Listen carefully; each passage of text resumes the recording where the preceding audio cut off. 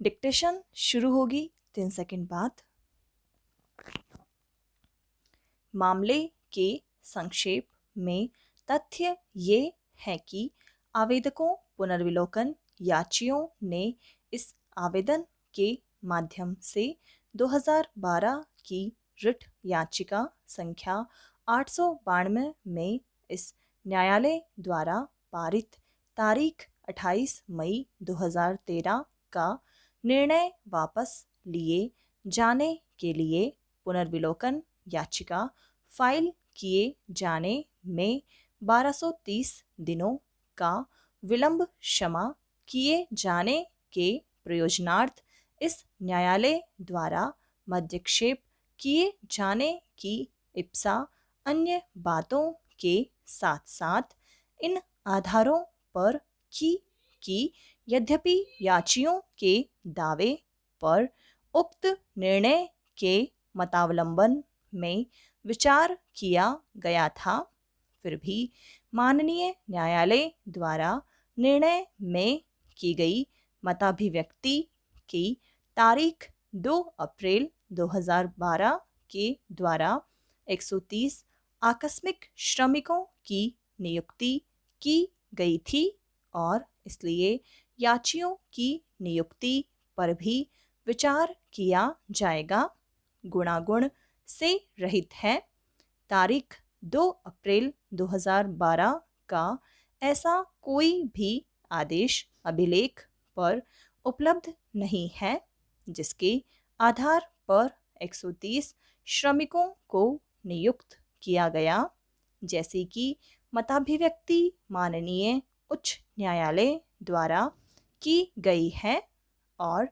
इस प्रकार याचियों के साथ समान व्यवहार किए जाने का प्रश्न उत्पन्न नहीं होता। आवेदकों ने आगे अभिकथित किया है कि अभिलेख पर तारीख 2 अप्रैल 2012 की एक संसूचना उपलब्ध है, किंतु यह संसूचना वास्तव में सूचना का अधिकार अधिनियम के अंतर्गत प्रस्तुत किए गए आवेदन का उत्तर है, जिसके द्वारा आकस्मिक श्रमिकों को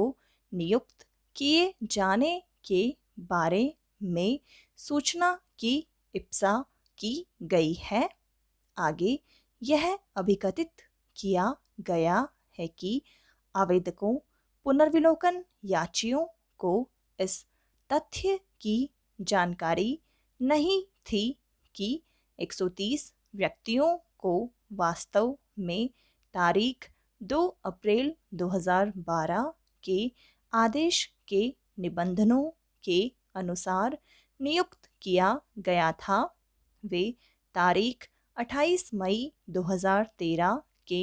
निर्णय के अनुपालन को प्रारूपित करने में व्यस्त थे और वास्तव में याचियों के दावे पर विचार किया गया और उसको अस्वीकृत किया गया था। इसी बीच में रिट याचियों ने एक अवमानना याचिका फाइल की, जिसमें माननीय न्यायालय ने एक अधिकारी के विरुद्ध नियम विरचित किए और 2016 के सितंबर माह में उत्तर फाइल किए जाने की इसी प्रक्रिया के दौरान इस तथ्य की जानकारी हुई कि तारीख 2 अप्रैल 2012 का आदेश वास्तव में 130 व्यक्तियों को नियुक्ति प्रदान करने वाला आदेश नहीं था, बल्कि यह मात्र सूचना का अधिकार अधिनियम के अंतर्गत फाइल किए गए आवेदन का उत्तर था।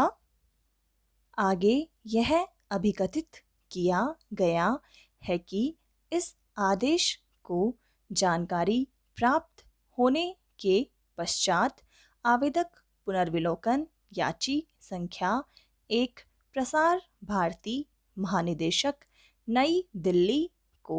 अग्रेसित किया गया था, जिसने वरिष्ठ अधिवक्ता श्री राजीव शर्मा से राय मांगी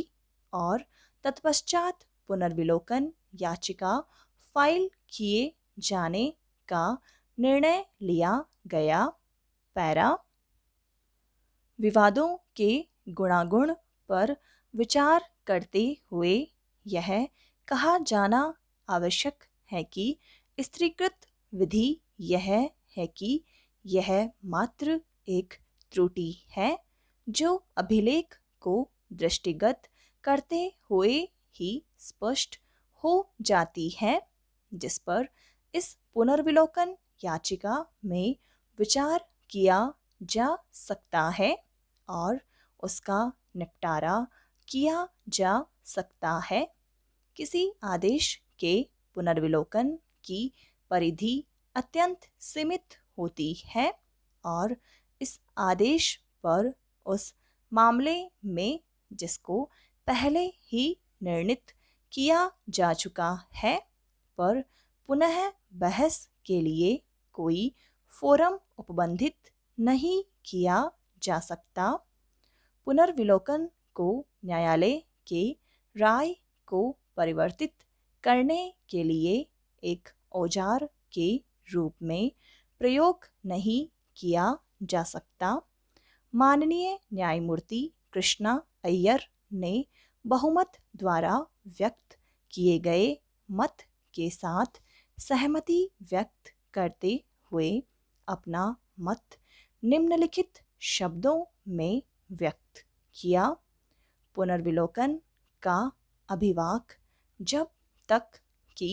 प्रथम न्यायिक मत को स्पष्टतया तोड़ा मरोड़ा नहीं गया है, वह उसी प्रकार से है जैसे कि किसी बालक द्वारा चंद्रमा की इच्छा करना, किसी व्यक्ति द्वारा कमियों की खोज करना और उसके आधार पर परिणाम को पलटने की इप्सा करना। समाप्त।